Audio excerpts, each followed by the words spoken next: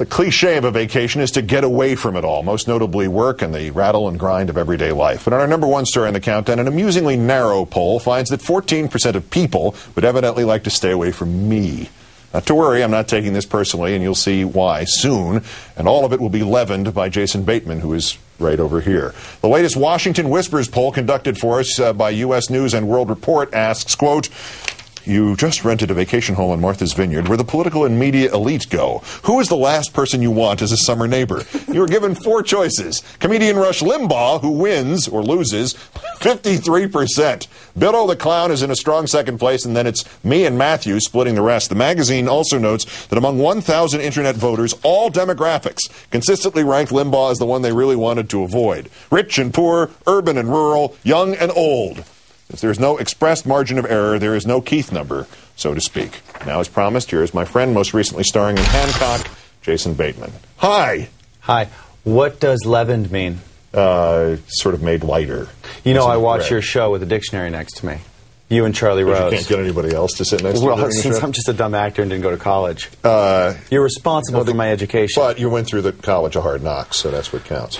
This is why you're hosting a show. Why is Limbaugh worst on this, do you think? Is it because of the cigars or the chance that he's going to break in and steal everything in your pharmacological cabinet? That's what it is. It's, yeah, people, when you're vacationing, you go there to get sun and eat food you wouldn't usually eat.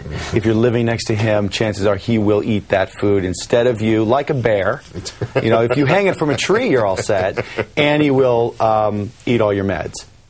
How Billo finishes second to anyone in a poll on unpopularity. 2 to 1, more than 2 to 1. I don't know. I don't think he's ever finished second. So congratulations to that tool. It's a big night for him. Now, I don't have any complaints with this poll. 14% sort of suggests that that's, you know, there's 86% that wouldn't mind having me standing there. Yes, but there is one person below you that I know, and this is Matthews is at 13%. I have spent many hours figuratively living next to Chris Matthews, and this is just one observation. I'm not being critical. Chris is louder than I am. Mm-hmm. I mean, much louder than I am. I'm loud, but he's much louder than I am. Does that not count for something? Well, clearly, only the people that would not want to live next to him are those that would like to get a word in edgewise, right? So that's why they don't want him around. People who wouldn't want you around. Didn't say that, by the way. People who, well, I listen. I watch TV. People who wouldn't want you around are those people that were polled were probably fantasy baseball players who would like to feel that maybe they know something every once in a while. But if you're around, then you just feel stupid. Well, we can break in with breaking news here that Pittsburgh traded Xavier Nady and Damaso Marte to the Yankees tonight. How about that? Marte went too? Yes, for three prospects. Can I use your computer? Ross Ollendorf. You have to make a roster move? I do. This man was, just we'll go off and then we'll stop on this topic, but this man traded Nady 3 weeks ago to our friend David Cross. That's correct. Anticipating this moment when you would lose all rights. I actually did not anticipate. I wish I was that. I'm helping you out here. No. All right, let's skip the rest of this crap on the poll. That is a fantasy win, though. That does qualify as a fantasy win. Trading a guy who 2 weeks later goes to another league. Goes to the other league, and you don't have the rights to him anymore because it's a one-league operation. All right, there has been a lot on the wires and the blogs, the various internets. There was some skywriting on some of this later. What's going on with it's Arrested Development.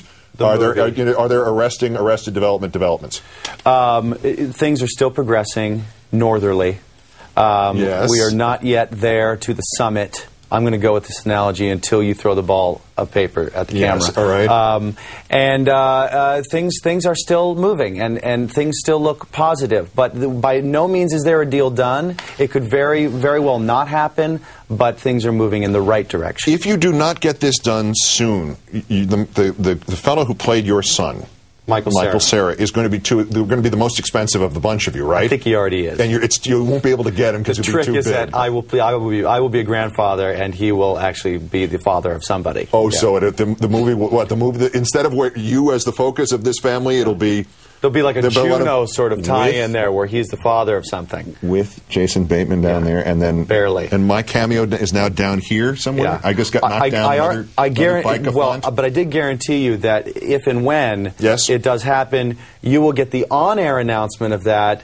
Our sweet friend Tim Goodman could get the press or the paper or the print But now it's all how's that going to work? Because the moment you give the on-air announcement, it's going to be on all the blogs. You're going to be able to do it first. Yes, people really care. Unless you have a simultaneous hold for release, an HFR, and Goodman and me in the same room. We'll settle it by who is ahead in the standings. Well, in our fantasy baseball does that mean thing. he gets it because he's not ahead in the standings? No, you'll be leading, and so you'll get to announce it on your show. That's another thing. And Goodman will suddenly do a terrible review of the show. Jason Bateman, hopefully of a soon-to-be-announced Arrested Development movie. Great, thanks, and I'll see you soon some point. Yeah, let's get to the game. Programming reminder, major guest hit on The Soup tonight on the E! Network. Watch me overact my way into the record books on Joel McHale's The Soup. Is that a self-plug? Yes. Can I throw the ball? I want to throw the ball. Yeah, that's the countdown for this, the 1,913th day since the declaration of mission accomplished in Iraq. From Los Angeles, I'm Keith Olbermann. He's Jason Bateman. Good night. And good luck.